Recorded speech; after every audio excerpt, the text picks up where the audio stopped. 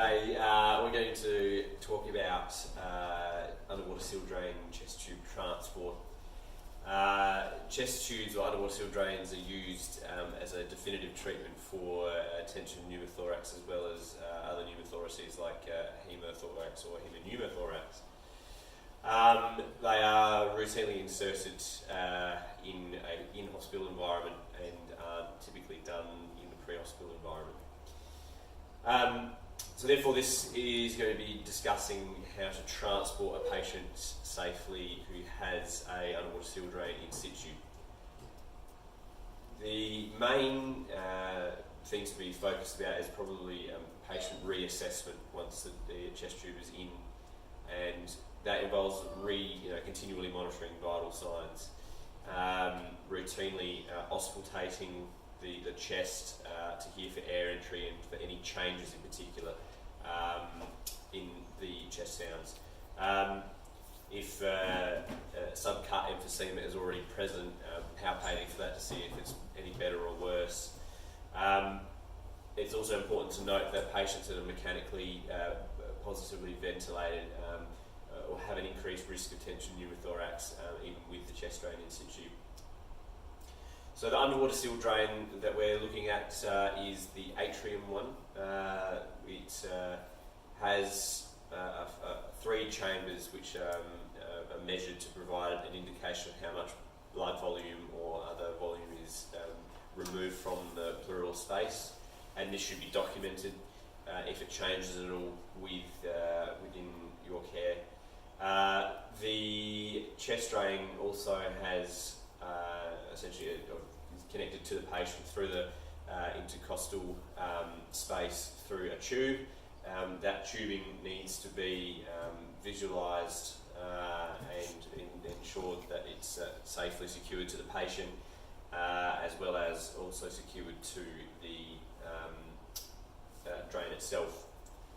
The drain also has at the top a suction port which is used to provide negative pressure. That is usually around -20 centimetres of water. Once that pressure is obtained, there is an indicator on the drain itself. It may be necessary to reapply suction if that indicator disappears.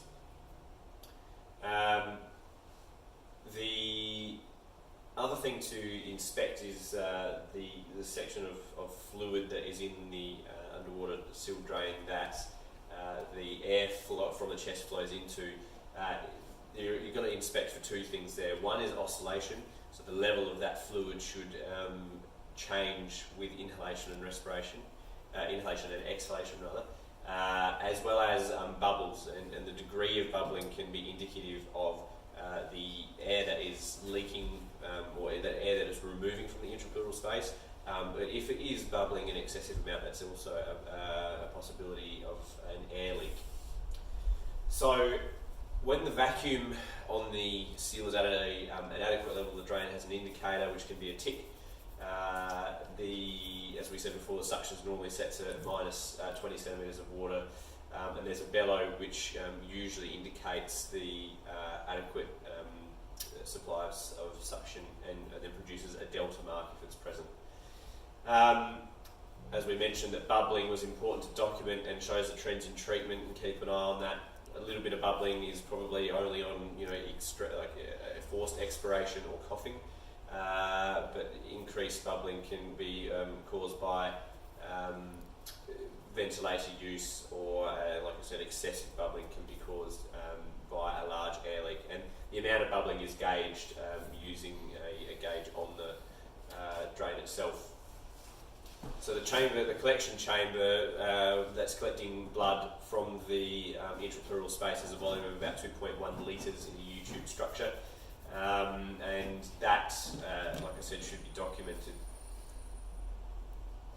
The next thing we need to talk about is the management and troubleshooting of the drain. Obviously, given the way that the pressure works, the chest drain should be kept below the height of the chest of the patient, so it should be secured on the side of the stretcher at all times. And obviously we need to make sure that we check all of the connections to make sure that they're working properly. suction isn't in use, it's important to make sure that the pressure release valve is always open so that the air that is being removed from the chest has a place to escape, otherwise you can redevelop a tension pneumothorax. Pain relief is important to maintain, as well as the intrapleural space is quite sensitive to nerve innervation and can cause some significant pain. If we do think there's an air leak, check the patient, check that the apparatus has a good seal both at the end of the drain and, more importantly, at the end of the patient. But if that bellows gauge is altered, you may need to reapply suction to get back to that minus 20 centimetres of water. The two things that are probably more important and potentially likely to occur in our situation of transport are accidental disconnection, where the drain is accidentally disconnected from the patient.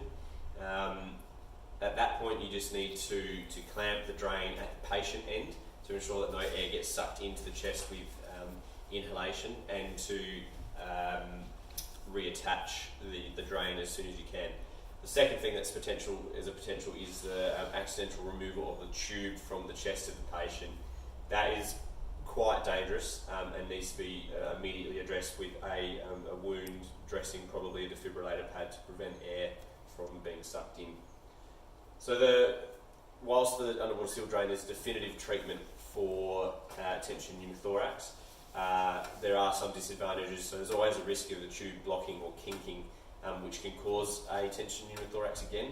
The tube can be placed incorrectly, and obviously it has quite an easy vessel for infection to be introduced into the body. Retrograde flow of the fluid may occur as well if the chamber is raised above the height of the patient. So any blood or product that is in the drain can actually go back into the patient. And as discussed, there's also the risk of air leaks. And that's the end of our underwater seal drain presentation.